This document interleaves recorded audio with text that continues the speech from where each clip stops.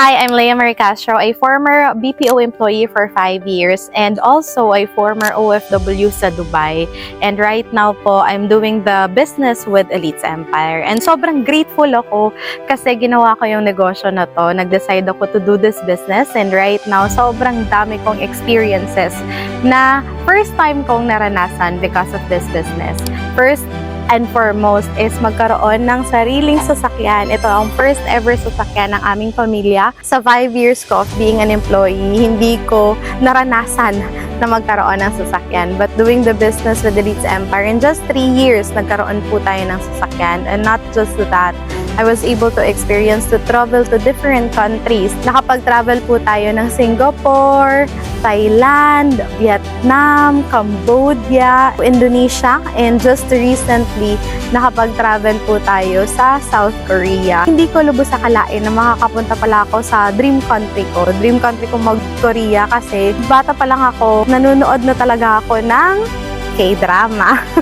So, pangarap ko talaga makapunta ng South Korea and because of that one decision na ginawa ko yung Elites Empire, I was able to travel to that place. And grabe, not just that, not just the travel, not just the sasakyan, but also the holistic transformation na nangyari sa akin.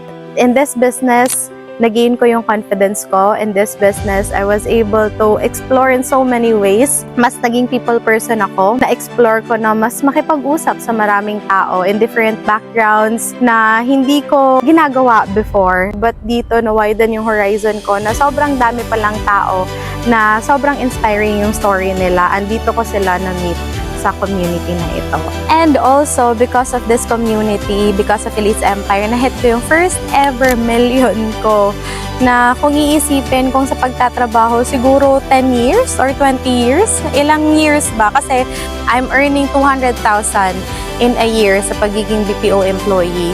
And sa pagiging OFW naman, 21,000 in 1 month.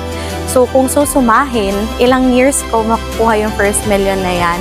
But with Elites Empire, I was able to hit my first ever million in just a span of 1 year and 8 months. Sobrang amazing talaga. Hindi ko na pala kailangan pang magtrabaho ng sobrang tagal para makuha ko yung income na yon. And right after 1 month of hitting my first million, dun ko po nakuha ang first ever car ng aming family. And not just the personal result, what I'm grateful is sobrang dami din nating nag-guide dito, sobrang dami din nating buhay na natulungan, not just dito sa Pilipinas, but also around the world. Marami tayong OFW partners na gina-guide right now. Meron din tayong student, employees, and sobrang happy ako kasi the feeling na ang daming taong natutulungan, hindi lang yung buhay ko yung nagbabago, but also buhay din ng maraming tao.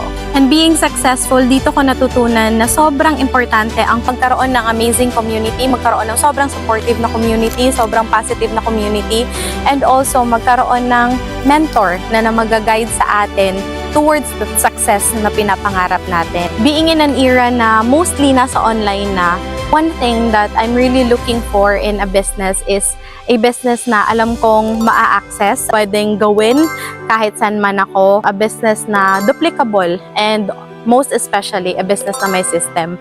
Kasi lahat naman pwedeng gawin, lahat naman pwedeng kumita, lahat naman kayang maging successful. But having an edge of having a system is sobrang different kasi we have that system na step by step binibigay na sa atin and ang kailangan na lang natin sundin para kung anong mga naging resulta ng nasa community, pwede ding maging resulta mo. And excited ako kasi alam ko, ikaw na nanonood ng video na to, you too is finding an opportunity na pwede mong gawin, pwede mong isabay sa kung anumang business na meron ka, kung anumang trabaho na meron ka.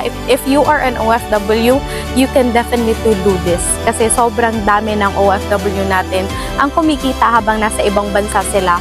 And also, those people nakauwi na din for good kasi kumikita na sila kung ano yung kinikita nila sa ibang bansa. Kaya excited ako na maging part ka ng community na ito.